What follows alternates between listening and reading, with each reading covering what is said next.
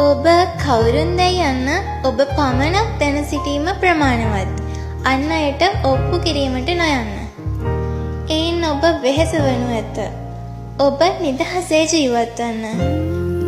ඔබ කවුරුන්දැයි යන්න තේරුම්ගත් මිනිසුන් ඔබ හා රැඳෙනු ඇත.